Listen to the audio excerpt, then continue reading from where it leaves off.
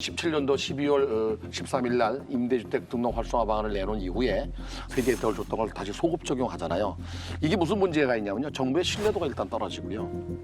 그리고 양도세까지 올려버리면 진퇴양난입니다. 팔 수도 그렇죠. 없고. 그러면 결국 양도세가 많기 때문에 안 팔고 쥐고 있을 수밖에 없고 여기다가 이제 임대료를 인상할 수밖에 없거든요. 이게. 그래서 정부가 좀 탈호를 열어줘서 시중에 나올 수 있게 해야 됩니다. 그렇죠. 그러면 시장이 좀 안정화되지 않겠나. 이건 좀 제대로 파악하고 시장에 순응하면서 정책을 내놨으면 좋겠어요. 일방적인 대책보다는. 사실 임대사업자 문제도 어떻게 보면 정부가 하라고 활성화를 시킨 거잖아요. 임대사업자로 등록을 하게 되면 저희가 세제라든가 금융이라든가 이런 혜택을 드립니다.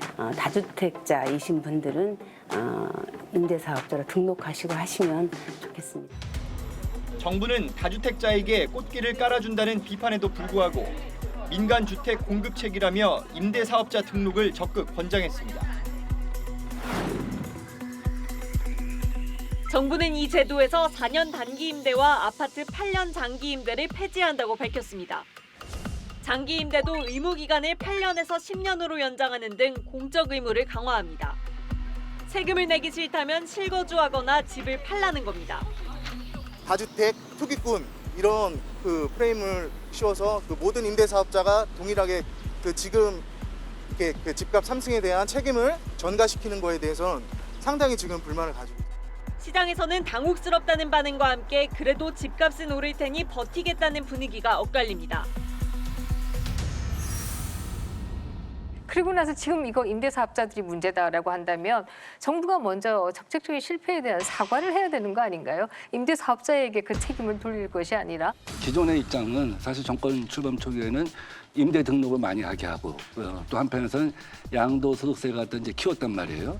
근데 그것이 어떻게 보면 임대 등록을 갖다가 많이 하게 한 것이 역작용을 갖다 불러일으켰고 다가구 주택을 많이 만들었고 양도소득세 올린 거는 실현이익 때문에 증여랄지 이런 부분을 많이 가게 되는 거 아닙니까? 어떻게 보면 정책에 미스가 있었던 거죠. 네. 그래서 이걸 수요 억제 부분에 있어서는 정리할 필요가 있다고 생각합니다. 아니 그러니까 뭐죠? 보유세, 취득세, 취득세, 부동산 보유세, 양도세. 양도세는 소득세에 해당됩니다. 네. 아니 하나는 열어줘야 되는 거 아닙니까? 그러니까 이제 입구가 있고 출구가 있잖아요. 네. 입구가 이제 취등록세라고 할 수가 있겠죠. 입구를 막는 게 우선 중요하다고 봐요. 근데 입구를 막아버리는 건 무슨 문제가 있냐면 기존 주택에 대해서는 입구를 막을 수가 없잖아요. 이미 사는 거니까. 그래서 이제 보유세죠. 이게 중간에 파이프라인이죠. 네네. 이 보유세 부분에 대해서는 현실화해야 한다고 봅니다. 외국 같은 경우에 비춰서 형편없이 낮은 문제도 있죠. 그러면 이제 마지막 출구까지 줘버리면 안 되는 거죠. 네. 출구, 그러니까 양도소득세 부분은 풀어줘야지만 맞습니다.